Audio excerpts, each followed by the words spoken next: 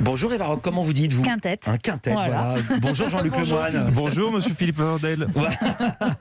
Jean-Luc Lemoyne, au lieu d'ironiser, à quoi vous êtes-vous intéressé pour votre écran de veille? C'est votre stage qui se poursuit. Alors aujourd'hui, je me suis intéressé à un sujet qui préoccupe tous les Français, la vaccination. On a vu des reportages dans tous les JT, mais Éric Brunet a décidé d'aller plus loin sur LCI, faire 2 heures de direct dans un vaccinodrome. Cette campagne XXL qui démarre aujourd'hui, LCI veut en être le premier témoin, donc nous allons planter nos caméras et nous serons à l'intérieur du Stade de France à partir de 10h. Et là, je voudrais saluer l'audace. Parce que faire 2 heures de breaking news dans un vaccinodrome, c'est comme louer des drones pour filmer une course d'escargot. Tu te dis, est-ce bien nécessaire? Et c'est là où on a pu admirer le talent d'Éric Brunet qui, après avoir donné les infos essentielles, a réussi à meubler pendant 2 heures. Les gens descendent par ces escaliers, vous voyez une dame qui arrive là. Le processus c'est très simple, hein. Regardez, on descend l'escalier, les gens qui ont pris rendez-vous attendent à l'extérieur. Alors on emprunte cet escalier quand on a pris rendez-vous.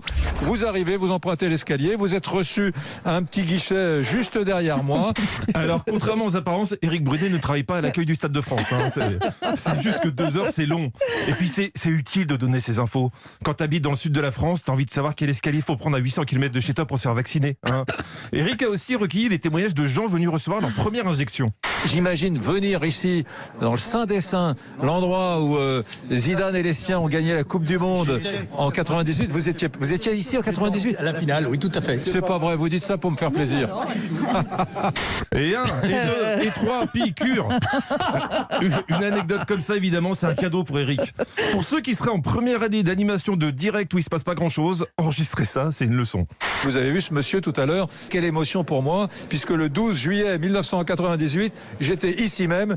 J'étais particulièrement ému tout à l'heure d'ailleurs de voir un monsieur et sa femme se faire vacciner, qui me disait c'est la première fois que je reviens depuis le 12 juillet 1998. Un monsieur qui était très ému car c'était la première fois qu'il revenait dans ce Stade de France où il avait assisté le 18 juillet 1998. Voilà, au bout d'un moment, l'anecdote par rapport aux sucettes. Hein. La finale est passée de 12 ou 18. Mais ouais, mais c'est l'inflation, ça. Entre nous, je sais pas si c'était une bonne idée d'autant insister sur l'analogie entre le fait de se faire vacciner au Stade de France et la victoire de la bande à Zizou. Car cette fameuse date, c'est aussi cette phrase mythique de Thierry Roland. On peut mourir tranquille, enfin le plus tard possible, mais c'est superbe. Quel mauvais esprit. Non, je suis désolé, mais c'est pas très engageant. Donc, Éric a réussi à faire vivre ce direct et franchement bravo, car on a tout fait pour le déstabiliser. J'ai entendu un haut-parleur qui disait Monsieur Brunet, à votre tour de vous faire vacciner. C'est pas moi, mesdames, messieurs, c'est pas moi du tout. Il doit y avoir un homonyme dans le coin.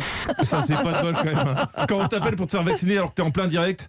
Bon, au final, la vraie phrase à retenir de tout ça est venue au bout de 2 heures avec le témoignage de Jocelyne et cette question d'Éric Brunet. Un beau pompier m'a vacciné, j'ai rien senti. Vous aussi, vous avez eu un pompier, vous aussi? Eh oui, de la chance. Est-ce que vous avez eu bobo, Jocelyne? Non, même pas mal, même pas mal. Voilà, après 2 heures de direct, on sait maintenant, le vaccin, ça fait pas bobo. Merci beaucoup Jean-Luc Lemoyne. À demain pour votre dernière de ce stage. Exactement. Ils sont contents vos parents de votre stage? Bah oui, mais ils se disent, ça serait bien que je trouve enfin un boulot.